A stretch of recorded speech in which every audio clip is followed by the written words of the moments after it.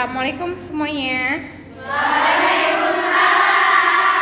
Nah, di video kali ini kita ya mau bikin uji coba kenapa ibu bersalin itu harus bergerak dan harus kayak perlu nggak sih bergerak untuk membantu proses penurunan persalinan gitu ya. Nah, yuk alat yang kita pakai ini.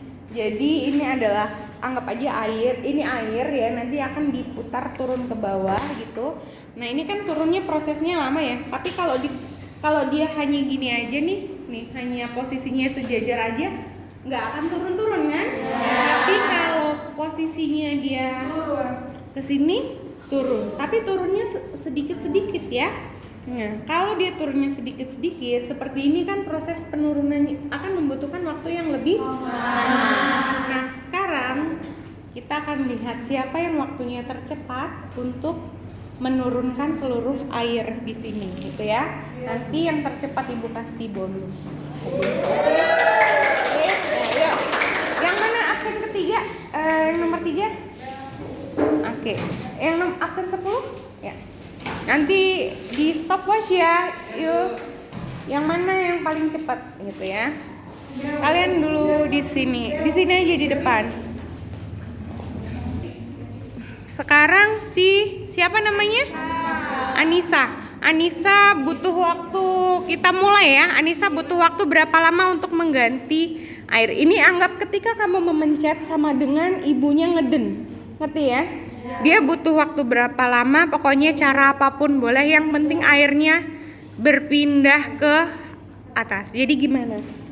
Yang penting airnya bisa berpindah ke bagian yang kosong ya gitu. Mau gimana caranya? Oke, dimulai ya. 1, 2, 3. Yuk. Ini gimana caranya?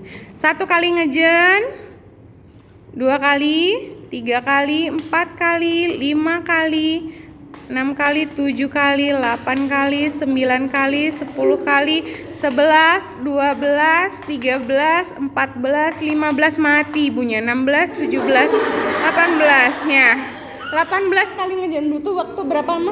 22 detik 22 detik gitu ya. Dengan berapa kali ngejen?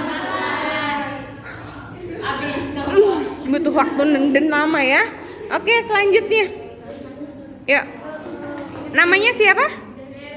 Dewi. Ntar dulu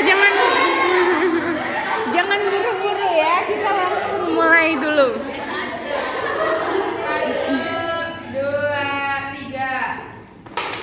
1, 2, 3, 4, 5, 6, 7, 8, 9, 10, 11, 12, 13, 14, 5. Oke. Wih, diam dulu. Kamu di sini, Wi, pegang nih HP Sulis. Kalau tadi itu butuh proses ngedennya berapa lama? 18 dan 14. Kalian pengen tahu kenapa butuh waktu ngedennya yang lebih cepat? Yang cuma lebih sedikit ngedennya. Tekanannya dia. Oh, dia kuat. Nafasnya. Sama tekanannya tadi harus lebih kuat ya. Berarti dia harus makan tuh. Harus apa lagi? Kontraksinya harus kuat. Selain itu oksigen. Atur oksigen. Nah, ada namanya proses ini yang lebih memudahkan sehingga ibunya tidak perlu ngeden terlalu banyak. Selama proses pembukaan, kalau janin ini sudah kita bergerak, kita terus bergerak gitu ya. Selama proses pembukaan, selama ibunya ini bergerak gitu ya, nanti dia hanya ngeden sedikit saja. Ibunya itu hanya perlu apa? Gerak, proses bergerak. Nah, ini sudah pembukaan lengkap. Nah, ibunya hanya perlu mengejar 1, 2, itu kan dia perlu ngejarnya 3. Dikit lagi Bu, ayo kan? 4, 5, 6. Akhir bayi. Ya, kalau ibunya itu sudah proses turunnya lebih banyak. Kenapa? Kalau dia dari awal hanya baik seluruhnya semua seperti ini tandanya dia tidak melakukan proses penurunan janin, itu nggak ada gitu ya. Tapi kalau kita membantu terus bergerak, mau nggak mau bayinya kan dibantu turun gitu ya. Ada yang mau mencoba dengan praktek yang tadi? Ada yang mau praktek? Yang mau praktekkan? Dia harus bergerak dengan cara digoyang, ya. Nggak bisa juga dikocok gini kanan turun gitu ya. Dia harus dicoba. Ini proses pembukaan. Jadi gimana?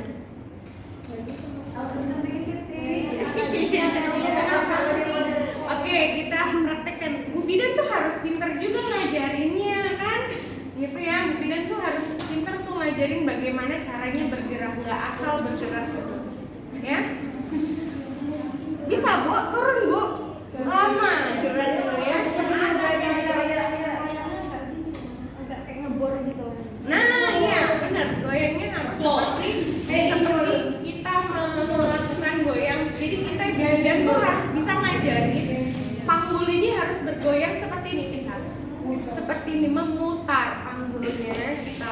Terus goyang selama hamil. Tapi ingat, karena ini ibu bersalin, nggak akan bisa dia goyang ngebor yang seperti itu ya. Kita harus pegangan pada saat tidak ada kontraksi dan kita harus memutarnya. Kenapa? Untuk membantu kepala itu lebih mudah keluar, gitu ya. Ya, gimana Bu? Sudah. Ya, kalau dia, nah jadi selama proses pembukaan itu bisa dibantu penurunan janin dengan cara digoyang, gitu ya. Jadi ngebennya itu cuma sedikit, gitu ya. Ya, ada yang mau coba lagi yang tadi goyang ngebornya? Oke, nih ya.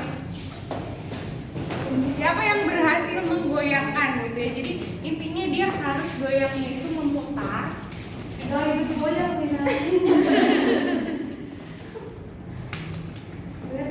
Tidak semudah itu ya.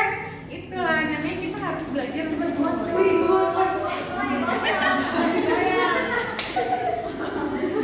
Jadi goyangnya itu harus gentle gitu, lembut. Bisa goyang nggak? Dia yang goyang-goyang. Gitu. Belum ya? Yang ibu maksud gini, ketika dengan gerakan goyangan itu si air ini akan keluar dengan sendirinya. Kalau tadi ibu airnya keluarnya sendiri ya. Coba kita ulangi lagi bahwa airnya itu biar bisa keluar dengan sendirinya. Ada yang bisa? Ada yang mau coba? Ayo. Yang bisa dan mau coba nanti Bu Sulis. Bu Sulis kasih Bu. Ya. Yang bisa membuat air ini turun dengan gerakan sendirinya tanpa harus di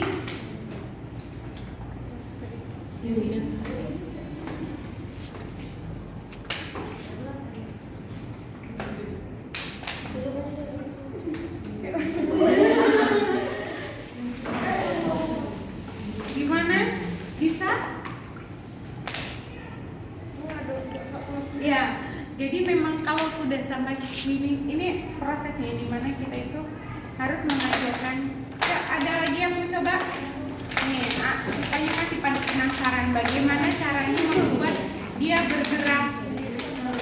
Karena kalau begini itu sudah bisa menggerakkannya dengan baik, itu pasti sudah bisa ngajarin ibunya cara menggoyangkannya dengan baik agar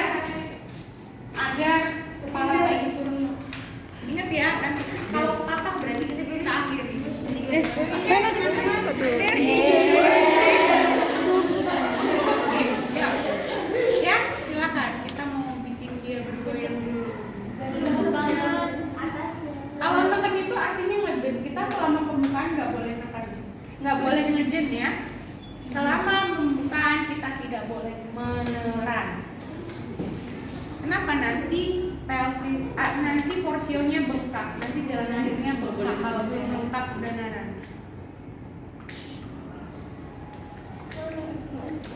Lama ya? Lepas ini kemudiannya nggak punya apa?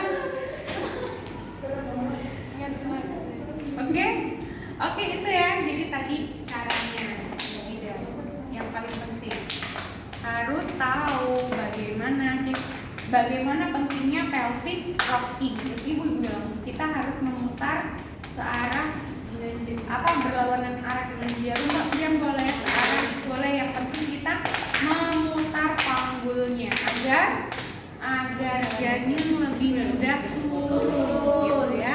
Oke. Dah. Stop aku.